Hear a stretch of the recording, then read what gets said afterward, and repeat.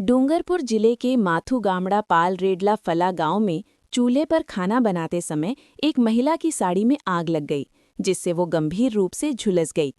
परिजनों ने तत्परता दिखाते हुए महिला को आग से बचाया और इलाज के लिए डूंगरपुर जिला अस्पताल में भर्ती करवाया।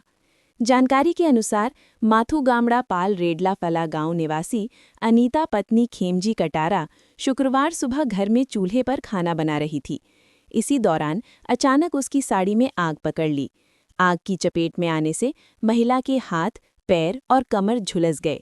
महिला की चीख पुकार सुनकर परिजन मौके पर पहुंचे और आग बुझाकर तुरंत जिला अस्पताल पहुंचाया, जहां उसका उपचार जारी है। आग लगाती थी, दांतों का प्रभाव भेजती थी ते आग छोटी थी हरदी छूटेगी सिला में हरदी कि नंबर के लगे अन्य पग में छोटी की लुकड़े। अच्छा लुगड़म छूटी गई તમારે તો की ભરી ગયા તમે ये हाथों माते नाथ माते હા મને કમર માથે ભર્યો हाँ कमर माते हूँ अच्छा हो नाम है તમારો अनीता।